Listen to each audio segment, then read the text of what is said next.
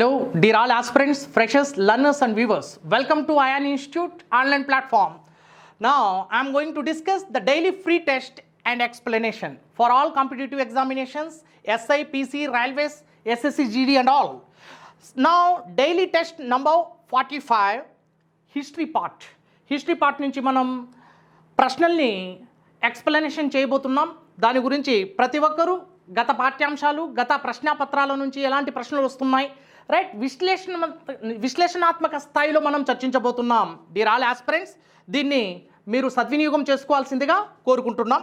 Right, so Indian history part నుంచి మనం ఈరోజు చర్చిస్తున్న అంశాన్ని ముందుకు తీసుకువెళ్తున్నాం. Right, first Ayan police academy నిర్వహిస్తున్న daily free test and test ఎక్స్ప్లెనేషన్లో ఎవ్రీడే మనకి వేరియస్ జిఎస్ కాంపోనెంట్స్ నుంచి ఎగ్జామ్స్ నిర్వహిస్తున్నాం. ఈరోజు ఇండియన్ హిస్టరీ ప్రారంభమవుతుంది. రైట్, గతంలో మనం reasoning, arithmetic, Indian polity, English ఇలాంటి జిఎస్ కాంపోనెంట్స్ అన్నీ చూసాం. అన్ని పోటీ పరీక్షలకు ప్రతిష్టాత్మకమైన ఏపీపీఎస్సి, టీజీపీఎస్సి, వాటితో పాటు ఎస్ఐ కానిస్టేబుల్ మరియు central all India level exams నిర్వహించే ప్రతి ఒక్క స్థాయిలో మన అయాన్ ఇన్స్టిట్యూట్ బోధన చేయబోతోంది. మరి అందులో daily 6 PM free online test Ayan institute app android and iOS రెండు కూడా మీరు సద్వినియోగం చేసుకోగలరు.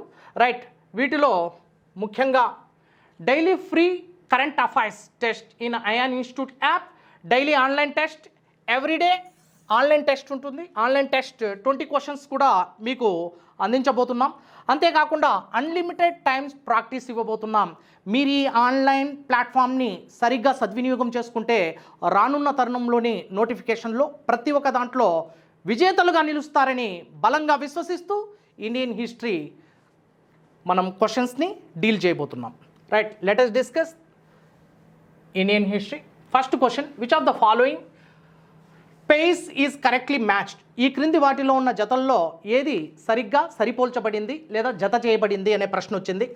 హరప్పా నాగరికతకు సంబంధించి పెయింటెడ్ గ్రేవేర్ అని జత చేయడం జరిగింది. అదేవిధంగా కుషానులు గాంధార కళా పాఠశాల అంటే గాంధార శిల్పకళ గురించి కుషానులకు జత చేయడం జరిగింది. అదేవిధంగా మొఘలులు అజంతా చిత్రాలని, మరాఠాలు పహారీ చిత్రలేఖన పాఠశాల అంటూ ఇక్కడ ప్రశ్నని ఇవ్వడం జరిగింది. అయితే వీటిలో సరిగ్గా జత చేయబడింది ఆప్షన్ బి. కుషానుల కాలంలో గాంధార శిల్పకళ అనేది గణనీయంగా విప్లవాత్మక స్థాయిలో ప్రదర్శించబడింది. కాందహార్, ప్రస్తుత ఆఫ్ఘనిస్తాన్, పాకిస్తాన్ సరిహద్దు ప్రాంతాల్లో అతి గొప్పగా ఈ గాంధార శిల్పకళ అనేది ప్రారంభమైంది. వీటిని కుషానులు ఆదరించారు. అతి గొప్ప స్థాయిలో ఇండో గ్రీకుల యొక్క సమ్మేళనంతో ప్రారంభమైన శిల్పకళ గాంధార శిల్పకళ. ఇది మొత్తానికి బౌద్ధ మతానికి సంబంధించింది. దీనితో పాటు మధురా శిల్పకళ అనేది ప్రారంభమైంది మధురా కేంద్రంగా, రైట్, ఉత్తరప్రదేశ్లో. ఈ మధురా శిల్పకళ పూర్తిగా ఒక బౌద్ధ మతానికే కాదు, అన్ని మతాలకు, హిందూ మతానికి, జైన మతానికి, బౌద్ధ మతానికి, అన్ని మతాలకు సంబంధించింది. సెక్యులర్ టోన్ అనేది అందులో కనిపిస్తుంది. అదేవిధంగా అమరావతి శిల్పకళ, ఇలాంటి 3 శిల్పకళలు అనేటివి మనకి క్రీస్తు పూర్వం ప్రారంభమయ్యాయి. మరి ఈ 3 శిల్పకళల్లో కుషానుల కాలంలో గాంధార శిల్పకళ అనేది ఉచ్చస్థితికి మరియు పరాకాష్ఠకు చేరుకుందనేయడంలో ఎటువంటి సందేహము లేదు. రైట్, అదేవిధంగా హరప్పా నాగరికత విషయానికి వచ్చేసరికి హరప్పా నాగరికత దేనికి సంబంధించిందంటే black polished ware and bronze culture అంటే నల్లని మెరిసే కుండల్ని తయారు చేశారు హరప్పా వాసులు. అంతేకాకుండా వారు రాగిని మరియు తగరాన్ని రెండింటిని సమ్మేళనం గావించి మిశ్రమ లోహాన్ని తయారు చేశారు. ఆ మిశ్రమ లోహమే కాంస్య యుగానికి సంబంధించింది హరప్పా నాగరికత అనేది మనం తెలుసుకోవాలి. పెయింటెడ్ గ్రేవేర్ అనేది ఇక్కడ రాంగ్ అవుతుంది. అదేవిధంగా మొఘలులు అజంతా చిత్రాలని ఉంది. మొఘలులకి అజంతా చిత్రాలకి ఎటువంటి సంబంధం లేదు. మొఘలులు రైట్ యొక్క చిత్రకళ అనేది చాలా గొప్పది. మొఘలుల యొక్క చిత్రకళ యూరోపియన్ యొక్క చిత్రకళకు తలమానికమైనది. యూరోపియన్ యొక్క చిత్రకళ కంటే కూడా అతి గొప్ప చిత్రకళగా ప్రదర్శించబడింది.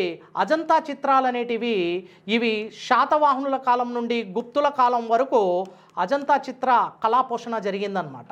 రైట్, ఇది మొఘలులతో ఎటువంటి సంబంధము లేదు. అదేవిధంగా మరాఠాలు పహారీలకి ఎటువంటి సంబంధము లేదు. పహారీ చిత్రకళ అనేది ఉత్తర భారతదేశంలో, తూర్పు భారతదేశంలో ప్రదర్శించబడుతుంది. ఆ విధంగా దక్కన్ పీఠభూమిలో మరాఠాల యొక్క చిత్రకళకు మరియు పహారీ చిత్రకళకు ఎటువంటి సంబంధము లేదు. The right answer is option B, కుషానులు, గాంధార శిల్పకళ. Next second question, what is the correct chronological order of the following? అంటే ఇందులో కొన్ని నాణాలను ఇవ్వడం జరిగింది. అందులో బంగారు నాణాలు ఉన్నాయి, పంచ్ మార్క్డ్ చేసిన వెండి నాణాలు, పంచ్ మార్క్డ్ సిల్వర్ కాయిన్స్, వీటినే విద్దంక నాణాలని కూడా పిలుస్తాం తెలుగులో. రైట్, మూడవది ఇనుప నాగిలికి సంబంధించిన అంశం ఉంది. నాలుగవది పట్టణ సంస్కృతికి సంబంధించిన అంశం ఉంది. రైట్, మరి ముఖ్యంగా మనం వీటిని క్రోనలాజికల్ ఆర్డర్లో వరుస క్రమంలో మనం వీటిని అమరిస్తే మనం చూడాలి. బంగారు నాణాలు, ఇటు సిల్వర్ కాయిన్స్ పంచ్ మార్కెట్ చేయబడి ఉన్నాయి, పంచ్ చేయబడి విద్దంక నాణాలు, వీటిని మనం గమనించగలిగితే రైట్ వీటి యొక్క వరుస క్రమాన్ని కాలక్రమాన్ని ఆధారంగా అమర్చగలగాలి. ముఖ్యంగా బంగారు నాణాలని ఇండో గ్రీకులు భారతదేశంలో ప్రవేశపెట్టారు. ఇవి డబుల్ డైడ్ స్ట్రక్ కాయిన్స్ అంటాం. వీటిని ఇరువైపులా ముద్రించబడ్డాయి ఇండో గ్రీకుల కాలంలో. అంటే క్రీస్తు పూర్వం 2వ శతాబ్దంలో 1వ శతాబ్దంలో ఈ బంగారు నాణాలని ప్రవేశపెట్టడం జరిగింది ఇండో గ్రీకుల కాలంలో. పంచ్ మార్కెడ్ కాయిన్స్ అనేటివి మౌర్యుల యొక్క పూర్వంలోనే ఈ పంచ్ మార్కెడ్ కాయిల్ అనేది ప్రారంభమయ్యాయి. మౌర్యుల చరిత్రలో కూడా మనకు పంచ్ మార్కెడ్ కాయిన్స్ వెండితో రైట్ తగరంతో ఇవి చేయబడ్డాయి. అదేవిధంగా ఇనుప నాగలికి సంబంధించిన అంశాలు, ఇనుప యుగానికి సంబంధించిన అంశం మనం వేదకాలంలో, ముఖ్యంగా మలివేద కాలంలో చూడొచ్చు. మలివేద కాలం అంటే దాదాపుగా ఇది 1000 BC నుంచి ప్రారంభమై రైట్ 600 BC వరకు కొనసాగింది. రైట్, అదేవిధంగా పట్టణ సంస్కృతి, మన భారతదేశంలో పట్టణ సంస్కృతి మొట్టమొదటిసారిగా సింధు నాగరికతతో ప్రారంభమవుతుంది. 3000 BC నుంచి రైట్ 1500 BC వరకు మనకు హర్రప్ప, చనుగుదారు, మొహంజదారో, ధోలవీరా, కాలిబంగన్, రోపార్, సర్కటాడా అనే గొప్ప గొప్ప నగరాలు సింధు నాగరికత తవ్వకాల్లో బయలుపడ్డాయి. అంటే క్రీస్తుపూర్వం 3000 నుంచి 1500 వరకు ఉన్న ఈ కాలంలో పట్టణ సంస్కృతి అనేది భారతదేశంలో తొలి దశలో కనిపిస్తుంది. దాన్నే మనం సింధు నాగరికత లేదా హర్రప్ప నాగరికత లేదా కాంస్యయుగ నాగరికత, లేకపోతే దీన్నే ద్రవిడ నాగరికత, తొలి నాగరికత, ఆది నాగరికత, సజీవ నాగరికత అనే పలు పేర్లతో పిలువబడుతుంది. అదేవిధంగా మూల నాగరికత అని కూడా పిలుస్తాం. మన భారతీయ చరిత్రకు అద్దం పట్టిన నాగరికత మూల నాగరికత, సింధు నాగరికత. అయితే మనం ఇప్పుడు గమనిస్తే మొట్టమొదటిది మనం ఈ అంశాల్లో పట్టణ సంస్కృతిని తీసుకోవాలి. క్రీస్తు పూర్వం 3000 సంవత్సరాలకు ముందు ఇది సింధు నాగరికతతో ప్రారంభమవుతుంది. So first is 4 right 4. Next ఆ తర్వాత 3 ఇనుప నాగిలి అనేది 1000 నుంచి 600 వరకు ఇనుమును మలివేద ఆర్యులు కనుగొనడంతో ఇనుప నాగలి అనే ప్రస్తావన మనకి మలివేద కాలంలో కనిపిస్తుంది. So 3. Next punch marked coins అంటే రైట్ ఇండో గ్రీకుల కంటే ముందు మౌర్యుల పూర్వయుగంలోనే విద్దంక నాణాలను లేదా పంచ్ మార్కెడ్ కాయిన్స్ని మొట్టమొదటిసారిగా ఉపయోగించారు. భారతదేశంలో తొలితరం నాణాలుగా ఇవి ప్రాముఖ్యతను సంతరించుకున్నాయి పంచ్ మార్కెడ్ కాయిన్స్. ఆ తర్వాత బంగారు నాణాలు. So right chronological order is 4, 3, 2, 1. Dear all aspirants ఇలాంటి ప్రశ్నలు కాస్త ఇన్డెప్త్ అనాలిసిస్తో రైట్ నాలెడ్జ్ ఇచ్చే ప్రశ్నలు మనకి ఎస్ఐ కానిస్టేబుల్లో ఇప్పుడు వస్తున్నాయి. సివిల్ సర్వీసెస్కి మరియు ఎస్ఐ కానిస్టేబుల్ ఎగ్జామ్స్కి ఎటువంటి తేడా లేకుండా ప్రశ్నలు అడగడం జరుగుతుంది. కాబట్టి ఇలాంటి ప్రశ్నల పట్ల మీరు దృష్టి సారించాల్సిన అవసరం ఎంతో ఉంది. ఇలాంటి ప్రశ్నల పట్ల ఎవరైతే పరిపూర్ణమైన అవగాహన సాధించగలుగుతారో వారు విజేతలుగా నిలుస్తారనేది ఇది చరిత్ర చెప్పిన వాస్తవం. Next third question, which of the following pairs are correctly matched? ఈ క్రింది జతలలో సరిగ్గా జత చేయబడినవి ఏవి అనే ప్రశ్న వచ్చింది. అందులో మృచ్ఛకటికం శూద్రకుడు రచించాడని, బుద్ధ చరిత్ర వసుబంధుడు, ముద్రా రాక్షసం విశాఖదత్తుడు, హర్ష చరిత్ర బాణభట్టుడు. ఇక్కడ మృచ్ఛకటికం అనే ఈ నాటకాన్ని ప్రదర్శించిన వాడు శూద్రకుడు. గుప్తుల కాలంలో ఇది గొప్ప సాంస్కృతిక అంశాలను ప్రతిబింబించింది. ఈ గ్రంథం మృచ్ఛకటికం శూద్రకుడు రచించాడు. అదేవిధంగా బుద్ధ చరిత అనే గ్రంథాన్ని అశ్వఘోషుడు రచించాడు. అశ్వఘోషుడు ఇతడు 4వ బౌద్ధ సంగీతికి ఉపాధ్యక్షుడుగా పనిచేశాడు అశ్వఘోషుడు. ఈ అశ్వఘోషుడు బుద్ధ చరిత, సుందరనందన, వజ్రసూచి సౌరిపుత్ర ప్రకరణ అనే అతి గొప్ప నాటకాన్ని, భారతదేశ చరిత్రలోనే తొలి నాటకాన్ని రచించాడు అశ్వఘోషుడు. ఇక్కడ వసుబంధుడు అనేది రాంగ్ అవుతుంది. నెక్స్ట్ ముద్రా రాక్షసం విశాఖదత్తుడు రచించాడు. ఇది మౌర్యుల యొక్క ఆరంభం మరియు నందుల యొక్క అంతం గురించి తెలియజేస్తుంది ఈ గ్రంథం. అదేవిధంగా హర్షచరిత్ర అనే గ్రంథాన్ని బాణభట్టుడు, హర్షవర్ధనుడి యొక్క ఆస్థాన చరిత్రకారుడు, కాదంబరి, పార్వతీ పరిణయం మరియు హర్షచరిత్ర లాంటి గ్రంథాలను రచించడం జరిగింది. Next question dear all aspirants, ఇక్కడ రైట్ ఆన్సర్ ఏంటంటే బుద్ధ చరిత్ర వసుబంధుడు కాదు, బుద్ధ చరిత్రను రచించింది అశ్వఘోషుడు. ఇది తప్పుగా జత చేయడం జరిగింది. ఇక్కడ ఆన్సర్ ఏంటి? Option 2. Next, which one of the following is not an Harappan site? Which one of the following is not a Harappan site? ఈ క్రింది వాటిలో హరప్ప యొక్క క్షేత్రము లేదా నగరం కానిది ఏది అనే ప్రశ్న వచ్చింది. ఇక్కడ మనం గమనిద్దాం. హరప్పాకు సంబంధించిన పట్టణ ప్రణాళిక, హరప్పాకు సంబంధించిన మహాస్నాన వాటిక, హరప్పాకు సంబంధించిన గ్రిడ్ ప్రణాళిక చాలా స్పష్టంగా మనకి కనిపిస్తుంది, గోచరిస్తుంది. రైట్, ఇక్కడ 4 ఆప్షన్స్ ఇవ్వడం జరిగింది. చన్హుదారో అనేది 1931లో ఎన్జి మజుందార్ దీన్ని కనుగొనడం జరిగింది. ఇది సింధు నది ఒడ్డున ఎడమగట్టున ఇది నెలకొని ఉంది. చన్హుదారో సింధు నాగరికతలో కోట లేని ఏకైక నగరం, the only city which does not have citadel or fort. Kot Diji, Amri ఇవి 2 హర్రప్ప పూర్వ సంస్కృతులకు సంబంధించిన అంశాలు. ఈ కోట్ డీజీ కూడా హర్రప్పాలో అంతర్భాగమే. నెక్స్ట్, సౌగౌరా అనేది ఇది పూర్తిగా మౌర్యులకు సంబంధించిన అతి గొప్ప సాంస్కృతిక కట్టడం మరియు నగరంగా చెప్పుకోవచ్చు. సౌగౌరా ఇది మౌర్యులకు సంబంధించింది, ఇది సింధు ప్రజలకు సంబంధించింది కాదు. అదేవిధంగా దేశాల్పూర్ ఇది రాన్ ఆఫ్ కచ్, గుజరాత్లోని పశ్చిమ తీరం ప్రాంతంలో రాన్ ఆఫ్ కచ్లో ఉన్న సింధు స్థావరం దేశాల్పూర్. ఇవి 3 చన్హుదారో, కోట్ డీజీ, దేశాల్పూర్ ఈ 3 సింధు నాగరికతకు లేదా హరప్ప నాగరికతకు సంబంధించినవి అయితే సౌగౌరా మాత్రం మౌర్యులకు సంబంధించింది అనేది మనం గుర్తుంచుకోవాలి. Next question my dear aspirants, సింధులోయ నాగరికతకు సంబంధించి ఈ క్రింది ప్రకటనలను పరిగణనలోకి తీసుకొని సరైన ప్రకటనను గుర్తించాలి. రైట్, ఇందులో మనం చూస్తే సింధు నాగరికత యొక్క గొప్ప కళాకృతి, కళాఖండాల గురించి, వారి యొక్క విభిన్నమైన కళలు మరియు వారి సంస్కృతిని ప్రతిబింబించేటట్లు మనకి ఇక్కడ ఇమేజ్ ద్వారా కూడా స్పష్టీకృతమైంది, బోధపడుతోంది. ఇప్పుడు మనం గమనించాలి, ఇక్కడ సింధులోయ నాగరికతకు సంబంధించి ఈ క్రింది ప్రకటనలను పరిగణలోకి తీసుకుంటే ఇది ప్రధానంగా లౌకిక నాగరికత మరియు మతపరమైన అంశం ఉన్నప్పటికీ మతపరమైన ఆధిపత్యం లేదు.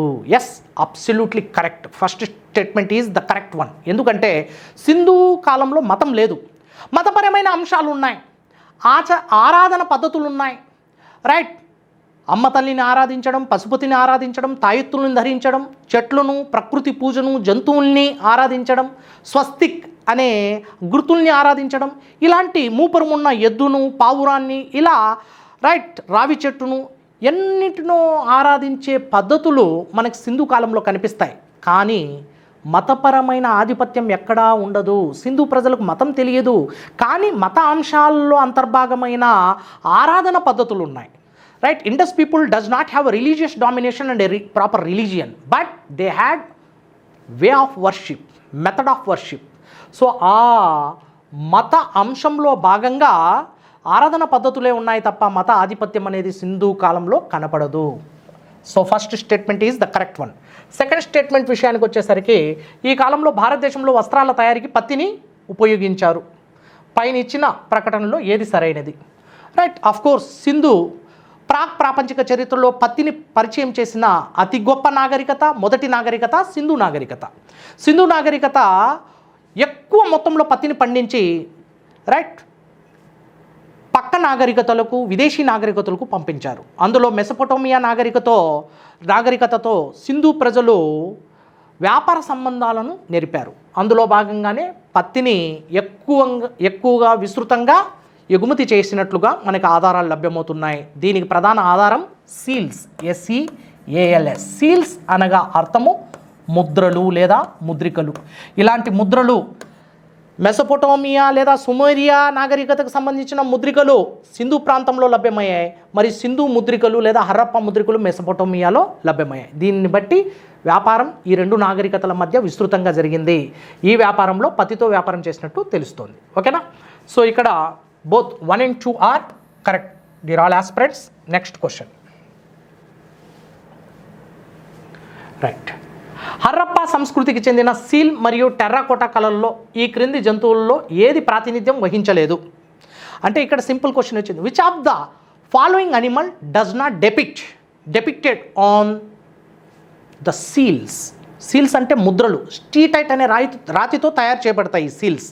ఈ సీల్స్పై లేని జంతు బొమ్మ ఏది అనే ప్రశ్న వచ్చింది. డైరెక్ట్ క్వశ్చన్ ఇది. మనం గమనించాలి, ఈ ప్రశ్న పశుపతి మహాదేవునికి సంబంధించింది. మొహంజోదారోలోని పశుపతి ముద్రిక బయలుపడింది. ఆ పశుపతి ముద్రికపై ఏనుగు, ఖడ్గమృగం, పులి మరియు దున్న వీటితో పాటు జింకలు కూడా దర్శనమిస్తాయి. కానీ ఇందులో లేని జంతువు ఆవు. ద రైట్ ఆన్సర్ ఈజ్ ఆవు. అంటే పశుపతి ముద్రికలో మరియు సింధు ప్రజల యొక్క ముద్రికల్లో ఎక్కడా కానరాని జంతువు ఆవు అనేది మనం గుర్తుంచుకోవాలి. ఆవు అనేది సింధు ప్రజలకు తెలియదు. రైట్. సింధు ప్రజల యొక్క ప్రధాన జంతువు, ప్రధాన వ్యవసాయంలో ప్రధానంగా ఉపయోగించబడిన జంతువు ఎద్దు, బుల్. They worship bull. వీరి యొక్క ఆరాధ్య జంతువుగా కూడా మనం చెప్పుకోవచ్చు. ఓకే. ఆవు అనేది సింధు ప్రజలకు తెలియదు.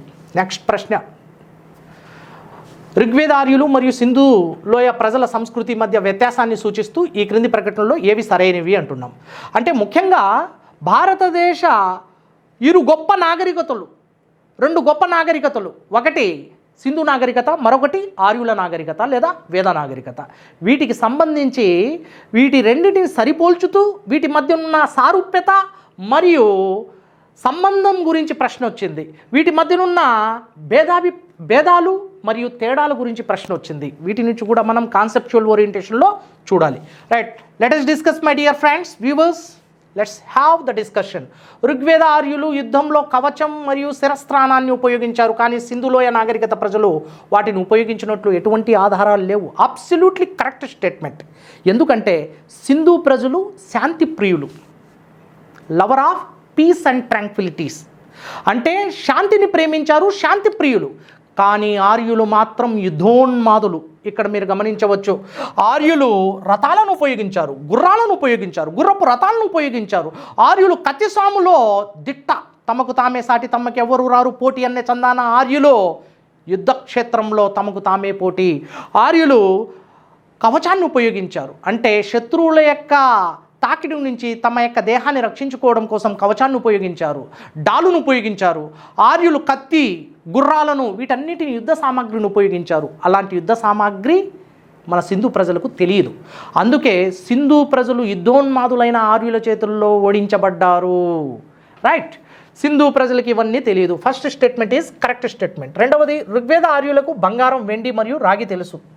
అఫ్కోర్స్ ఋగ్వేద ఆర్యులకు మనం గమనించాలి, ఇనుము ఎక్కువగా వాడకంలో వచ్చింది, సువర్ణం అనేది ఉంది, శతమనం అనేది ఉంది, కృష్ణల, ఇవన్నీ ఋగ్వేద ఆర్యులకి ఇనుము ఇలాంటి అన్ని పరిజ్ఞానాలు ఆర్యులకు తెలుసు. మలివేద ఆర్యుల కాలంలో ఇనుము వాడకం అనేది వెలుగులోకి వచ్చింది క్రీస్తు పూర్వం 1000లో.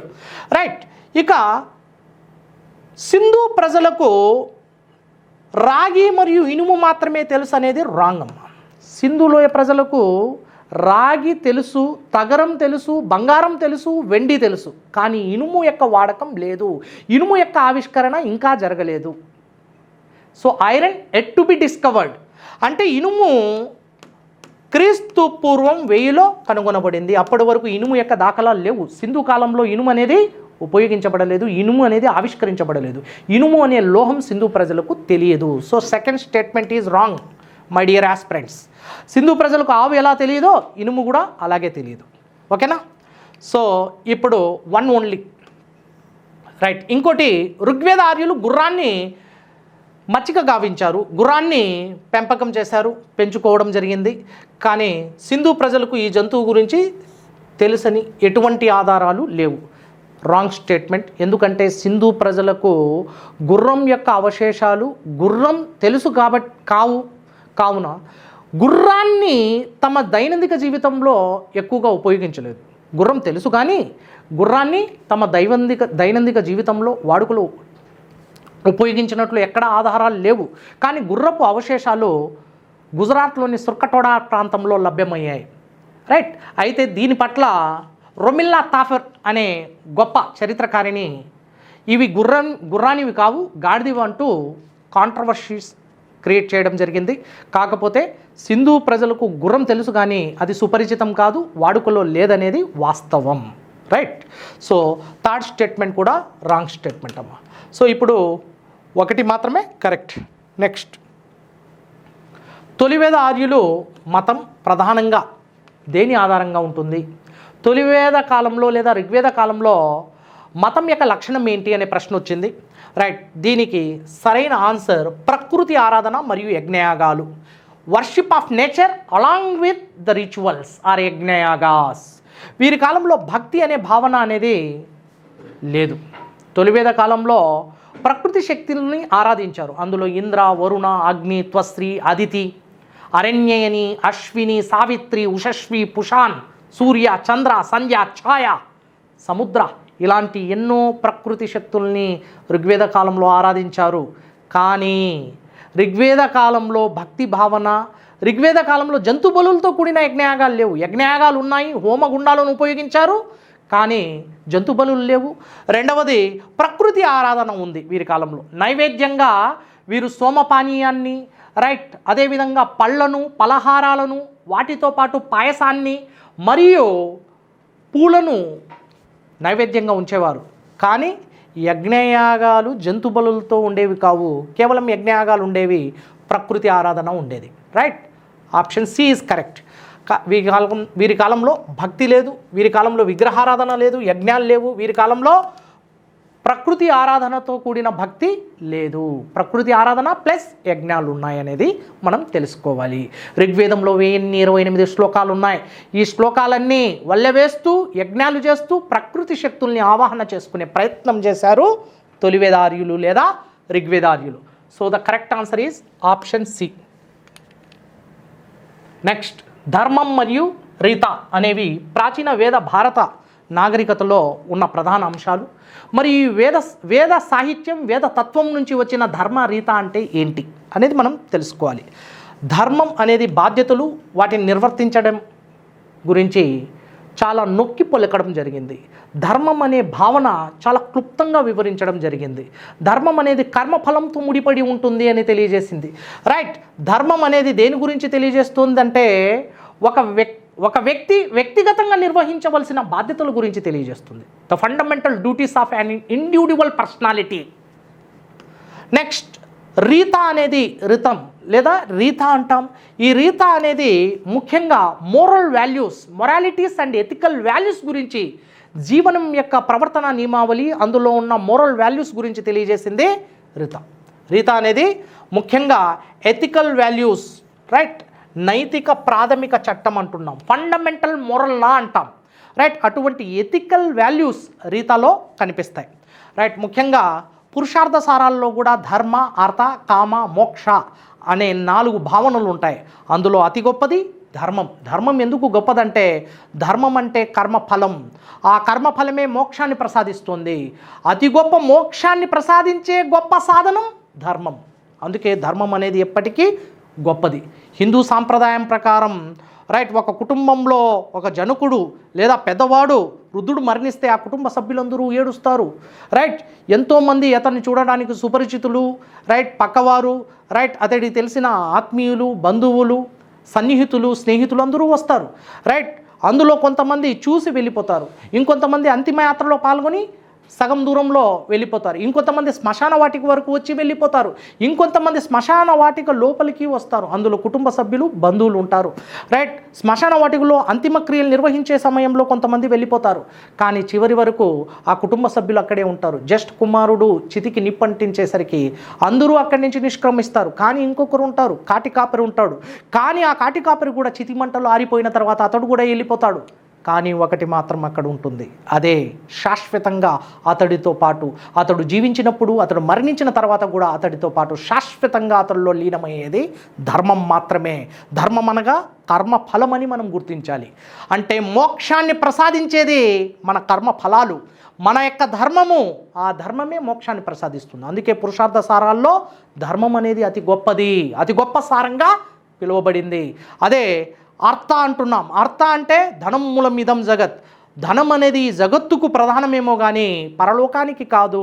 కేవలం జగత్తు నడవాలంటే అర్థం ఉండాలి. అదేవిధంగా కామ అంటే కోరిక. మన జగత్తులోని ప్రపంచ సంఖ్యల్లో ఉన్న కోరికలను తీర్చుకోవాలంటే రైట్ ఈ ధనం ఉండాలి, కానీ మోక్షానికి మాత్రం కాదు. రైట్, మోక్షానికి మనకు కేవలం మనం చేసుకున్న కర్మాల ఫలితమే మోక్షాన్ని ప్రసాదిస్తుంది, అదే ధర్మము. Right, next question. What does Baudhayana theorem describes? అంటే బౌధాయన సిద్ధాంతం అనేది దేన్ని తెలియజేస్తుంది? దీన్నే సులభ సిద్ధాంతం అని కూడా పిలుస్తాం. ఇది వేద గ్రంథాల్లో, స్మృతి సాహిత్యంలోని, వేదాంగాల్లోని కల్ప అనే సూత్రంలో చివరి సూత్రం సులభ సూత్రం. ఏ సూత్రము? సులభ సూత్రం. ఇది ముఖ్యంగా ఎత్తులు, దూరాలు, రైట్, జ్యామితీయ సూత్రాలు, రేఖాగణితం గురించి తెలియజేస్తాయి.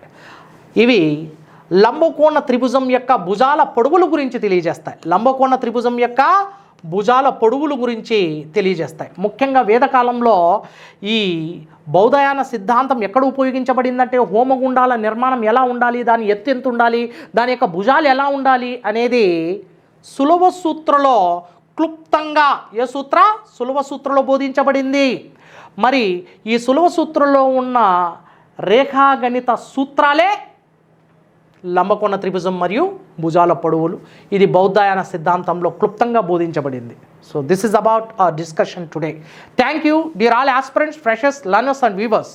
రైట్, మీరు మా అయాన్ ఇన్స్టిట్యూట్ క్లాసెస్ వింటూనే ఉండండి. ప్రతిరోజు ఎగ్జామ్స్ ఉంటాయి. ఎగ్జామ్స్తో పాటు కరెంట్ అఫైర్స్ క్వశ్చన్స్ కూడా మీకు 20 క్వశ్చన్స్ అందించబడతాయి. Thank you one and all. మీరు రానున్న తరుణంలో ఉన్న అవకాశాలను సద్వినియోగం చేసుకొని విజేతలుగా మారాలని ఆకాంక్షిస్తూ మీ అయాన్ సంస్థ సదా మీ సేవలో. Thank you one and all. SI, constable లేదా ఇతర ప్రభుత్వ ఉద్యోగాలు సాధించాలనే లక్ష్యం మీకుందా? అయితే అయాన్ ఇన్స్టిట్యూట్ మీ లక్ష్యాన్ని ఛేదించే సంస్థ. స్వయాన 5 ప్రభుత్వ ఉద్యోగాలు సాధించిన doctor Mohammad Anwar 2009 batch SI topper ఆధ్వర్యంలో 2 రాష్ట్రాల్లో మరెక్కడా లేని విధంగా 25 ఎకరాల క్యాంపస్ లో ఇంటెన్సివ్ కోచింగ్ ఇవ్వబడుతుంది. గత సంవత్సరం రాత పరీక్షల్లో స్టేట్ టాపర్, ఫిజికల్ ఈవెంట్స్ లో స్టేట్ టాపర్ సాధించడమే కాకుండా రాష్ట్రంలోని అత్యధిక ఉద్యోగాలు సాధించిన సంస్థ అయాన్. మా వద్ద సొంతంగా gym, library, special study halls for boys and girls, dietary menu, మంచి ఫుడ్, అదేవిధంగా ప్రశాంతమైన వాతావరణంలో ఈ క్యాంపస్ నిర్వహించబడింది. 2025 జాబ్ క్యాలెండర్ లో మీకంటూ ఒక ఉద్యోగం ప్రత్యేకంగా మీరు సాధించుకోవాలనుకుంటే వెంటనే మా అయాన్ పోలీస్ అకాడమీలో చేరండి. కొత్త బ్యాచ్లు, అడ్మిషన్లు జరుగుతున్నాయి. వివరాల కొరకు సంప్రదించండి 6399905999 88666722.